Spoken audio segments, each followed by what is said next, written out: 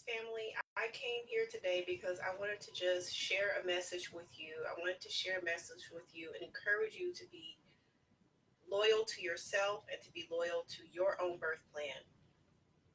So many times I meet women who come to me and tell me that they have certain aspirations or desires that they'd like to have with their birthing plan, that they'd like to be treated a certain way, that they'd like the experience to go XYZ. And then so I say, great, that's wonderful, okay. Listening to that and analyze based off of their health and their history and kind of give them an idea of how likely some of those things may be. And another thing I do is ask them, well, who is your medical provider and where is your medical facility? Where are you planning on birthing your child? And so I'm based in the Dallas area, so I am very, very aware and I'm very entrenched in the community. I know about birthing experiences and birthing outcomes here in the Dallas, Texas area as it relates to hospitals, midwives, obstetricians, and birthing centers in our area. So I kind of have an idea of how likely it will be that they'll be able to achieve some of those things. And also, we have, certain providers have reputations. They also have a way that they practice. For example, if they practice in a group, then that means they may have an on-call schedule that they do not veer from. So also just how their practice is set up also affects you as the birthing mother. So I ask those things because I want to know how likely it is for the mother to actually achieve the birthing experience that they want. And also the facility.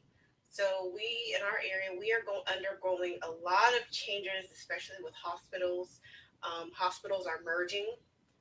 They're being bought by larger companies, and they're changing a lot of their practices. So that matters. That makes a big difference as well. And the reputation of these institutions, and some of these institutions have changed within the last 6 months, 1 year. Even more recent changes, just because they've merged with larger institutions and they've changed protocols, they've changed what's quote unquote allowed. You have veteran doctors who've been practicing for 20 years, 10 years, 15 years, 30 years, and all of a sudden can't do what they've always done because the hospital has changed. So being in the community and working with mothers, working with different families in different settings and different scenarios, you are aware of when these changes happen. So your homegirl who gave birth at this particular place 10 years ago, well, that's not what's happening today. What she did may not be available to you. So that's some of the things that I like to talk to my clients with when they tell me about where they want to birth. It really is amazing to me how much feedback I get with people who, once they discover that their practitioner is not in alignment with their birthing plan, and once they discover that their birthing place is not conducive for the birthing plan that they want, I'm amazed at how many people continue down that path, even though all the signs are pointing go, run, change, etc. So I'm going to try to give you some examples and kind of give you, maybe you can relate to some of these issues. So one mother I had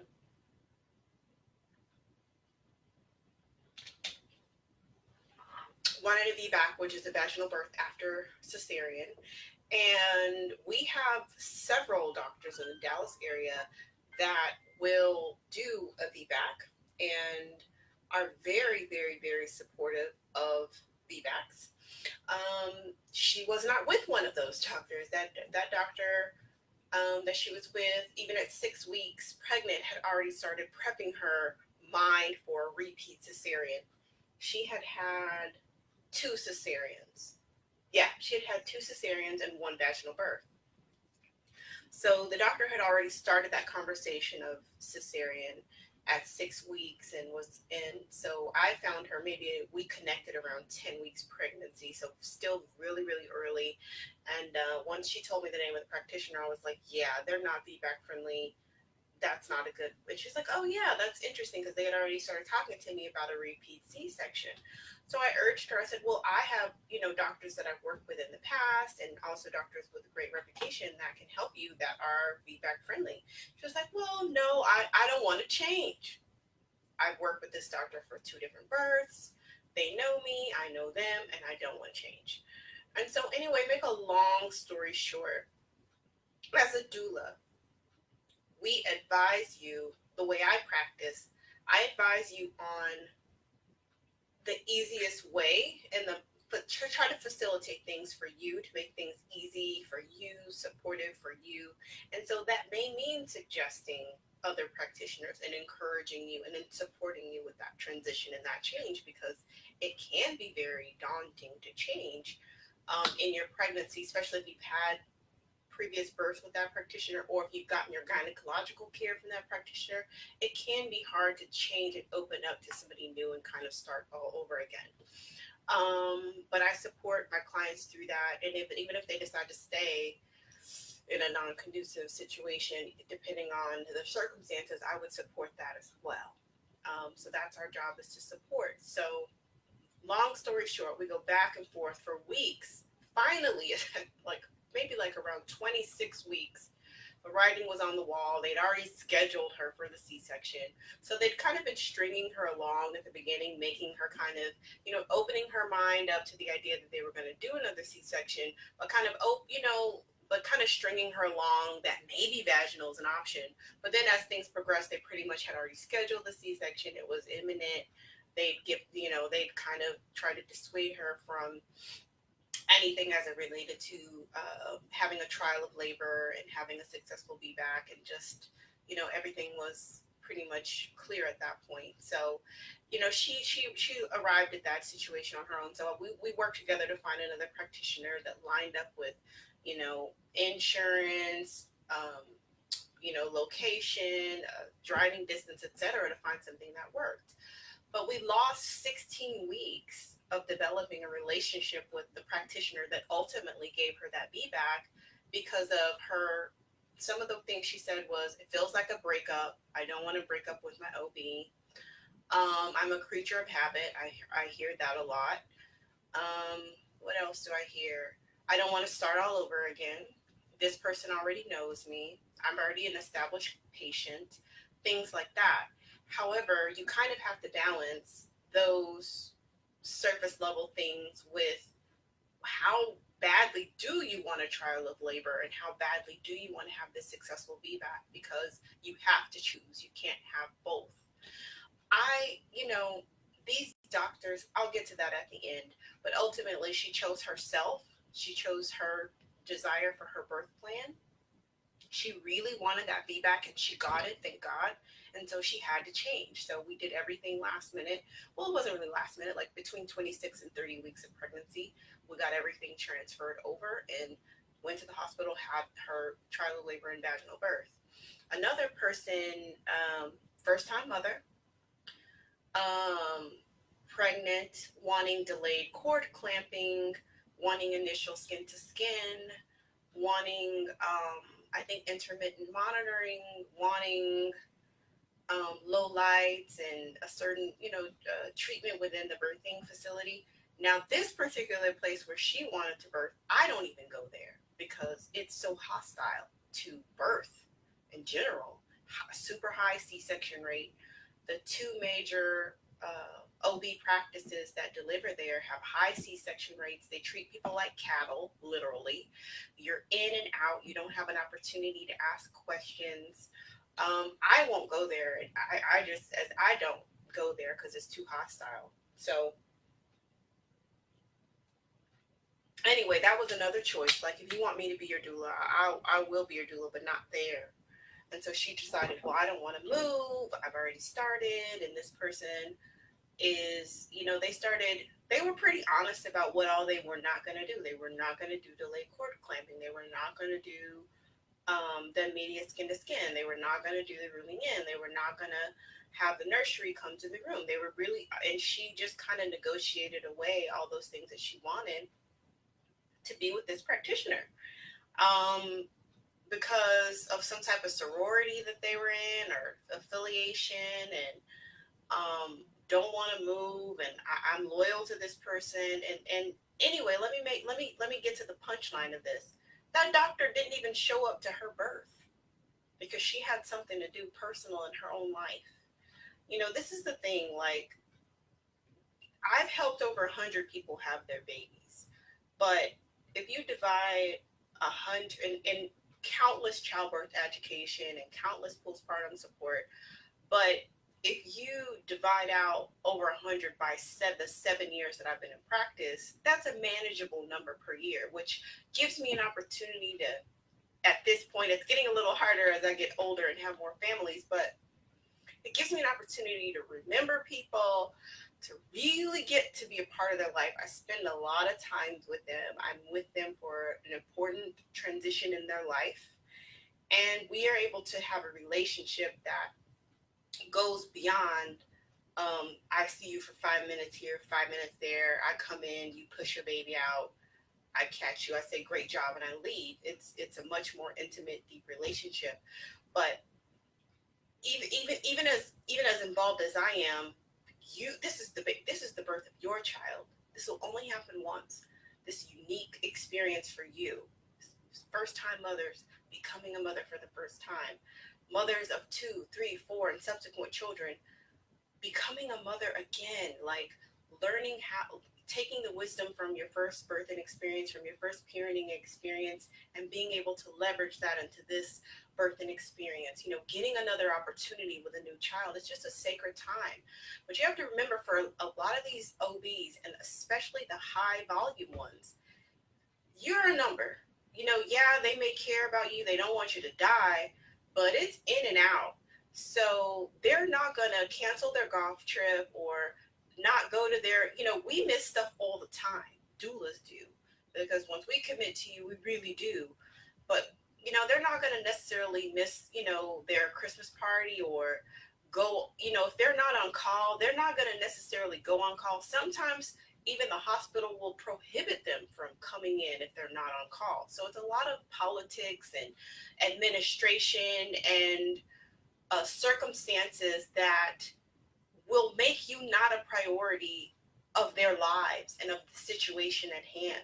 So anyway, this person didn't even come to her birth. So after giving up her opportunity to have skin to skin, giving up her opportunity to have delayed cord clamping, giving up the opportunity of have her newborn screenings and everything done in her presence in her room, giving up the opportunity to have intermittent monitoring and all these other things that have made her birthing experience the way she wanted, to be loyal to this person, she didn't even show up. That doctor didn't even show up.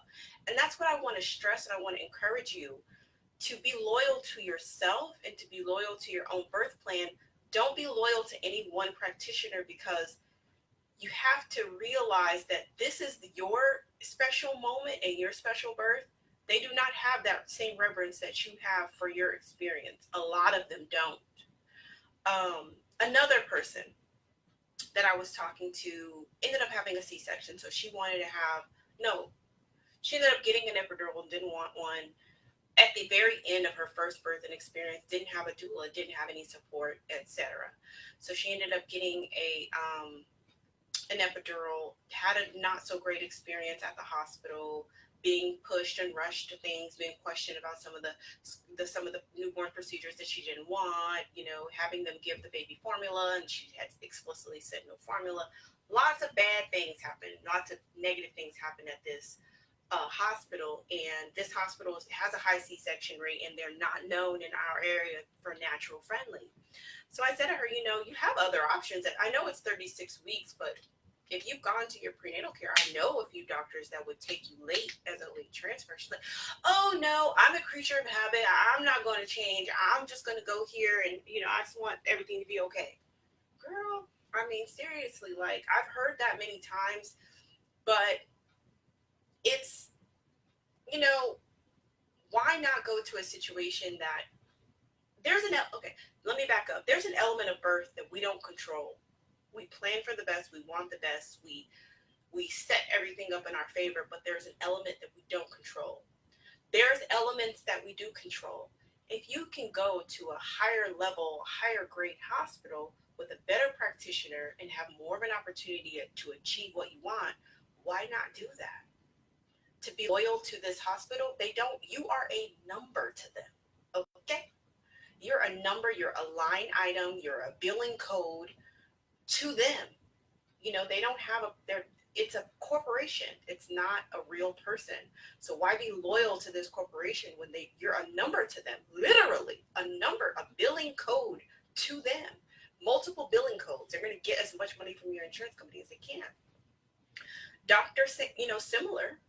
They may kind of want to be there, but if they're not on call or if they're doing something else and one of their colleagues is at the hospital, let them deliver the baby. They're not going to stop, drop, and roll for your baby, So you have to take that into account, and I would encourage you, if you're having a difficult time choosing your birth plan, you're having a difficult time moving towards your own self and prioritizing yourself, I would encourage you to do self-inquiry on that.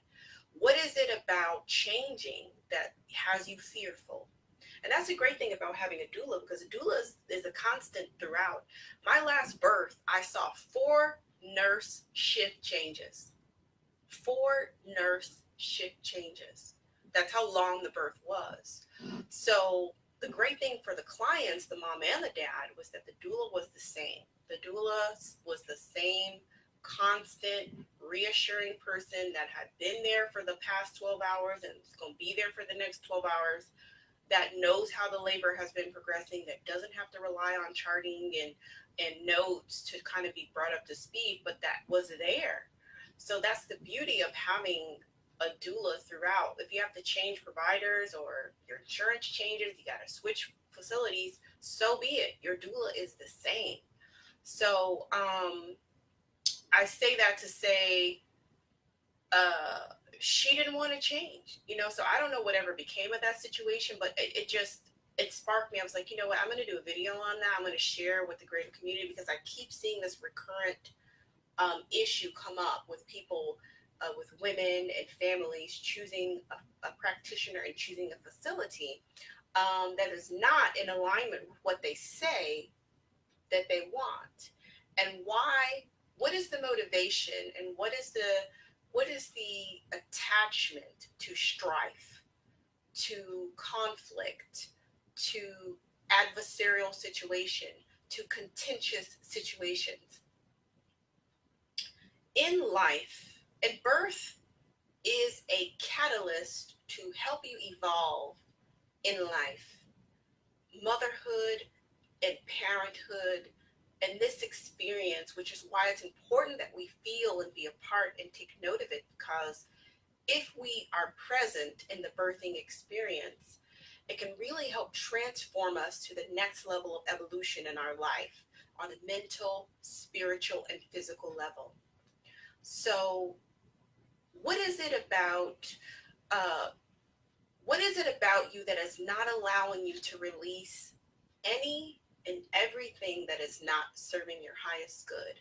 You're clinched on to this idea of this particular practitioner or facility or both, and you know intellectually that it's not in alignment with what you want for your birthing experience, but you're holding on to it anyway because for some reason you can't let go of what's not serving you and embracing a more positive situation for yourself. That's an important lesson. Even if you stay in the bad situation, it's important to note what is happening in you internally that's keeping you in that situation, because you might need that lesson later in life. There will be other times where you might be in the similar situation, a bad job, a bad relationship, carrying on toxicity in another way that is not serving your highest and greatest good, and for some reason you don't leave. You don't use your 2 feet, get up and go. For whatever reason, not trusting yourself, not trusting your intuition, not believing you can, afraid of something new. How many times do people opt for the crazy that they know instead of embracing something that they don't know that could be better? How many times do you know people that say, well, I know this is wrong, I know this is bad, I know it's going to be drama, but I know this drama. I'm comfortable with this drama. I'm comfortable with being in this negative situation because I know it. And that's all I know is this negativity and drama. Instead of saying, yeah, I know it and I choose better. That takes courage. It does take some courage. And if you can't do it, then get somebody to help you and support you emotionally through it. You can do it. You can make a change. You can go Use your 2 feet and Google to find a better situation for yourself. This is your birth. This baby is going to come to the world one time. This is your experience. You deserve bliss. You deserve peace. You deserve support. You deserve to be heard. You deserve to let your labor unfold smoothly at its own pace. You deserve the very best. Keep reiterating that down in your soul, and you can have the experience that you want. Thank you for tuning in, and I just wanted to share this message with you. I hope it blessed you. I hope it blesses somebody that you know. Peace and love.